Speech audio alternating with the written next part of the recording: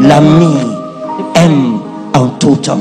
Et dans les malheurs, il se montre un frère. Vous voyez mes amis, avant de prier ce soir, je veux finir avec ceci. La Bible parle de la vraie amitié. Toute personne qui t'abandonne au jour de ton malheur n'est pas ton ami. Ce n'était pas un ami. C'était un opportuniste. Écoutez bien, je partage avec vous un principe. Toute personne qui ne m'assiste pas au jour de mon malheur, lorsque je sors de ce malheur, je ne l'accepte plus.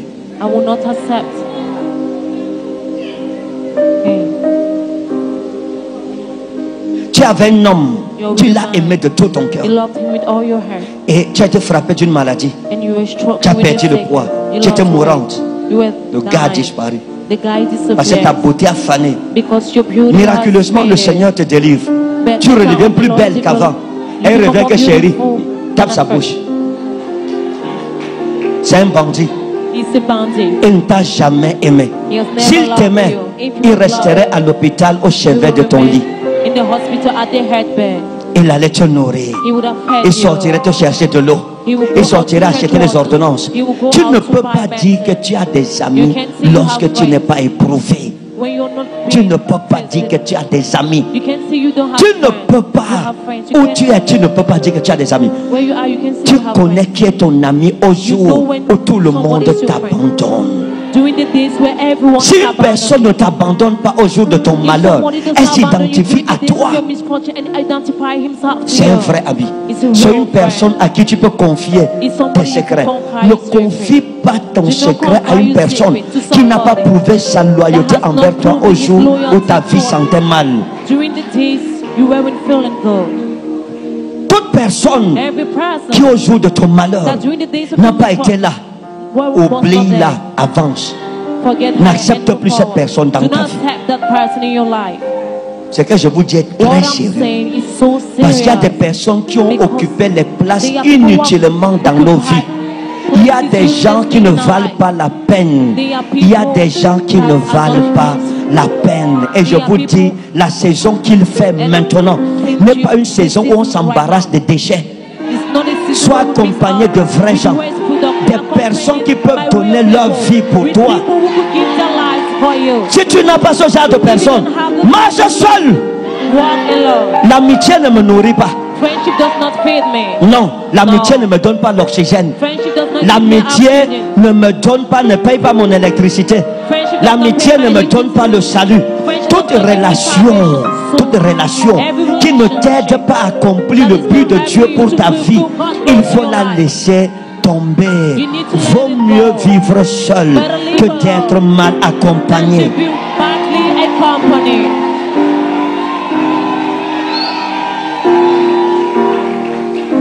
Il y a des personnes, je vous dis la vérité, il y a des choses que je ne peux pas dire ici en direct. Il y a des personnes, vous avez 1000 gens qui vous accompagnent. En vérité, vous êtes seul. Tu es seul. Un homme qui dit qu'il t'aime, tu tombes malade, il disparaît. Il ne t'aime pas. L'homme qui t'aime, il va te laver. Quand tu vas faire popo, il va te laver. Il va te laver, il va laver tes excréments. Toute personne qui ne peut pas laver tes excréments ou bien supporter la mauvaise odeur de tes excréments ne t'aime pas. Même si tu es marié, tu es aux toilettes, ta femme arrive et dit ça sent mal, elle ne t'aime pas. C'est même là-bas qu'elle doit apporter le petit déjeuner, s'asseoir. Pendant que tu postes, elle cause avec toi. Une personne qui ne peut pas s'identifier à toi au jour du malheur, il faut laisser la personne là. Ce n'est pas un ami, ce n'est pas. Vous n'avez pas besoin des amis pour réussir dans la vie. Les amis sont rares, mais les vrais amis existent. Lorsque tu as un, ne joue pas avec lui. Quand tu as une personne qui est toujours disponible pour toi, qui à n'importe quelle heure peut sacrifier ce qu'elle fait pour toi, ne joue pas avec cette personne. C'est que tu es une personne bénie. Parce qu'aujourd'hui on cherche ça, on ne voit pas. Si tu as quelqu'un, tu es malade, tu bipes, elle rappelle. Tu es où? C'est comment? Il y a quoi? Tu es où? Dis-moi, je viens.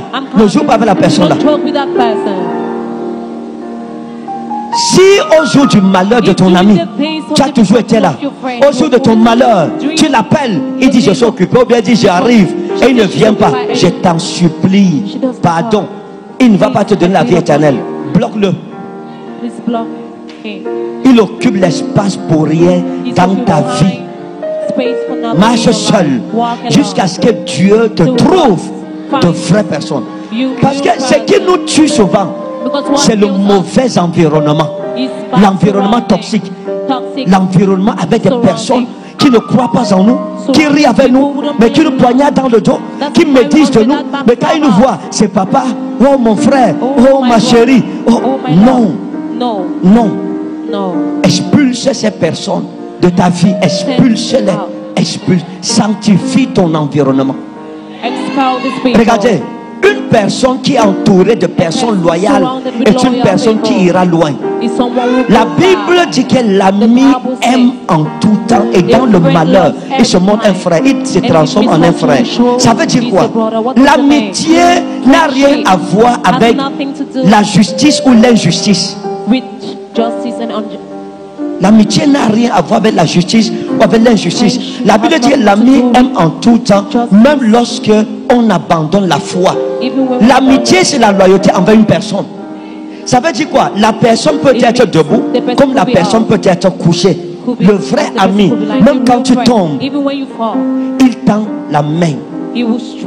Ton sang est sur lui, sur son habit. Il fera tout pour te relever, pour te ramener à la vie. C'est ça un vrai ami. Un vrai ami, c'est celui qui peut s'identifier à toi même au jour où tu pêches. Il vient te voir. J'ai appris que tu as fait telle chose. Tu dis oui. Et tu vois, qu'est-ce qui s'est passé? Ah non, pourquoi tu as fait ça? Il ne fallait pas faire ça. Il tient ta main. Il dit prions. Il commence à prier. Seigneur, relève ton serviteur. Relève ton noix. Seigneur, ne permet pas que son âme se perde. Il pleure avec toi. Il s'assoit par terre avec toi. Il pleure pour ton relèvement. Mais toute personne qui a honte de s'identifier à toi, aujourd'hui tu tombes, ça n'a jamais été un ami. Quand Dieu te relèvera, la personne là te dit bonjour, passe.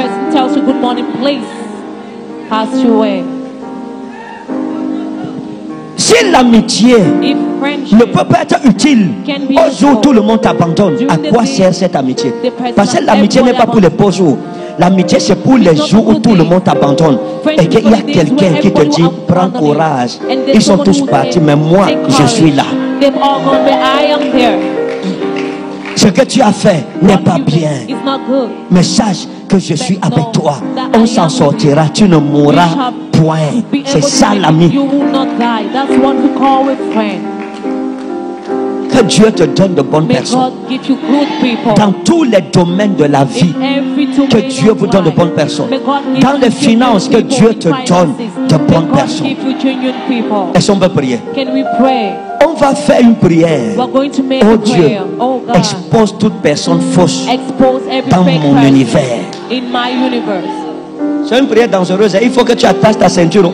Parce que même ton fiancé ou ta fiancée, Dieu va exposer. Quand on fait la prière, si Dieu va exposer le visage, toi-même, tu risques de revenir ici pour dire que prophète, la prière là, qui vous a même dit de nous faire prier ça? Parce qu'il y a des personnes, tellement on les aime, qu'on a peur d'accepter qu'elles sont des traîtres. Je prie tous les jours que Dieu me donne de bonnes personnes. Il n'y a personne sur cette terre qui ne serait pas heureux de voir que où tout le monde l'abandonne, il y a au moins une personne qui l'aime toujours, malgré tout, qui lui dise je t'aime malgré tout.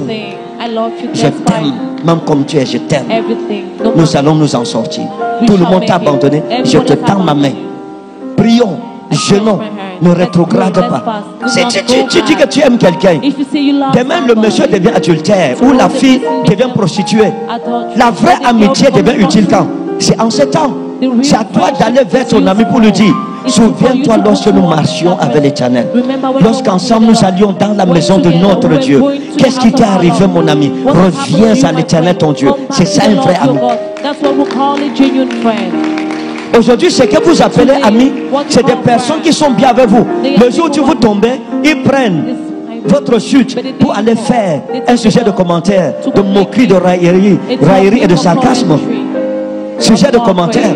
C'est ça, les amis qu'on a aujourd'hui. Ton ami pleure avec toi quand tu pleures. Et il se réjouit avec toi quand tu te réjouis. Et il te protège contre tes ennemis. Une personne qui chaque jour te rapporte ce que tes ennemis disent de toi, c'est un ennemi. Il est toujours au courant du conseil de tes ennemis. C'est un prophète. Il t'annonce toujours ce que tes ennemis sont en train de faire. Il te dit que tes ennemis, ils étaient rassemblés hier à 23h. Ils étaient à Essos. Il y a derrière le motel là. Ils ont fait la réunion de 23h à 3h du matin. Ils ont dit ceci, ils ont dit cela. C'est qu'il est lui-même membre du conseil de tes ennemis. Une personne qui est toujours là pour te dire ce que tes ennemis disent sur toi. On a dit qu'ils ont dit ceci, ils ont dit cela, ils ont dit ceci, ils ont dit cela. C'est un agent de renseignement du conseil de tes ennemis. Méfie-toi de cette personne. Une personne que tu appelles ton ami, qui est ami de tes ennemis, est ton ennemi. Ton ami ne peut jamais s'associer à des personnes qui te combattent. Un ami protège, un ami garde. Un ami est prêt à donner sa vie pour toi, pour ton bien. Les relations sont devenues trop légères aujourd'hui. C'est pour ça que la malédiction est aussi là. Et je vous dis et je répète avant qu'on prie. Si vous avez une personne qui est prête à tout pour vous, gardez-la. Ne la perdez pas. Faites tout. Protégez cette relation. Préservez cette relation. Aimez cette personne. Parce que je vous dis la vérité, c'est rare aujourd'hui. C'est compliqué. La plupart, nous mangeons. J'ai reçu mes enfants. Et c'est vraiment dit ça. Il y a mon fils, l'aspirant Andrich, qui s'est marié dimanche. Ils sont venus à la maison hier. J'ai demandé qu'on fasse la salade, qu'on apporte. On m'avait servi à manger. J'ai dit qu'on apporte ça dehors. On nous a servi, on tentait de manger et je l'ai regardé. Mais il ne sait pas ce que je pensais. Il est là. C'est maintenant qu'il va découvrir. Donc je l'ai regardé au ralenti. Quand il mangeait, la bouche mangeait au ralenti. Vous voyez un peu ça dans le film là. Quand quelqu'un le voit, tout est au ralenti. Il disait en moi-même, parfois, tu honores les enfants. Quelqu'un avec qui tu manges comme ça, demain, celui qui dira que tu es Satan, en oubliant le bon goût de ta salade. Il n'y a rien de plus dangereux lorsque tu remarques dans ta vie qu'une personne que tu appelles ton ami est envieuse de toi ou est jalouse de toi. Si tu remarques ça, fuis. Fuis avant que tu ne sois crucifié. Fuis avant que tu ne sois crucifié. Parce qu'une personne qui est jalouse de toi, une personne qui ne peut pas se réjouir lorsque de bonnes choses t'arrivent, c'est un ennemi intime. C'est pas un ami intime, c'est un ennemi intime. Un jour, tôt ou tard, la personne là va te faire mal. Il y a des gens, vaut mieux se séparer d'avec eux le matin. Parce que si le soir arrive, peut-être c'est ton cadavre, c'est tes obsèques, ils vont assister à tes obsèques. Nous recherchons. Beaucoup de personnes parmi nous aujourd'hui, nous avons des cicatrices profondes à cause de trahison des personnes que nous avions aimées. Des personnes en qui nous avions confiance. Parfois même lorsqu'on venait te raconter l'histoire, que telle personne parle contre toi, telle personne a dit, tu défendais même la personne parce que tellement tu étais aveuglé par la confiance sur la personne et l'amour envers la personne. Jusqu'au jour où la vérité est venue à toi.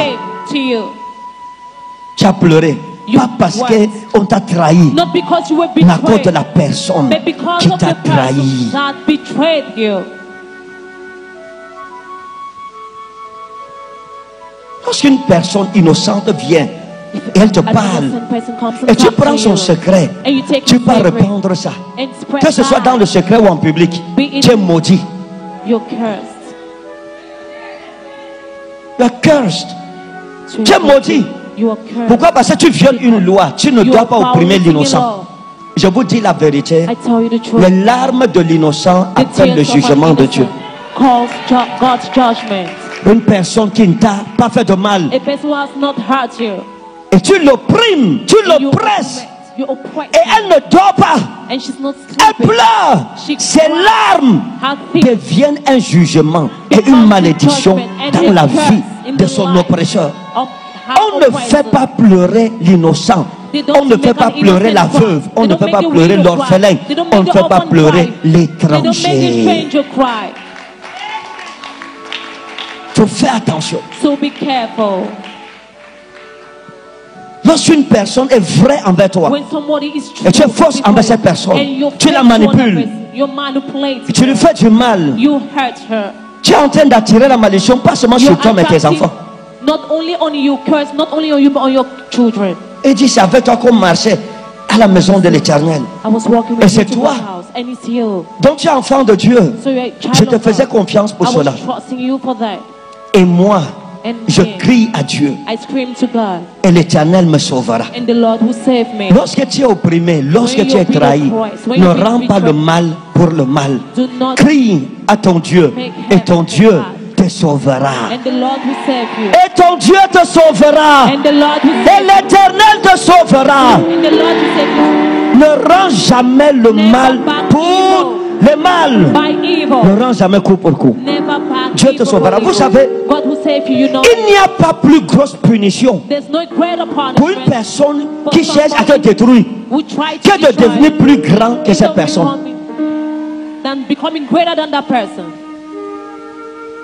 C'est pas ça. Lorsque quelqu'un te combat, quelqu'un répand de la calomnie contre toi, quelqu'un veut que tu tombes, mais tu ne fais qu'avancer.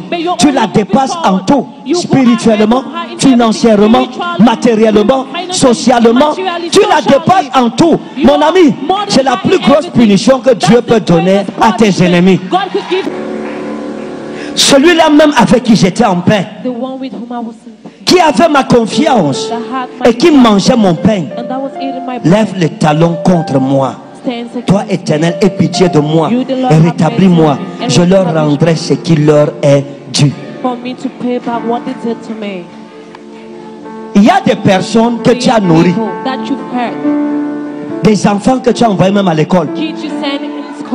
Aujourd'hui, ils t'insultent. Il n'y a pas de problème. Nous allons crier à l'Éternel. Dieu élèvera tes enfants au-dessus de leurs enfants. Comme je me tiens sur cet autel, leurs enfants seront serviteurs de nos enfants. Si quelqu'un dit Amen, Dieu change les décrets.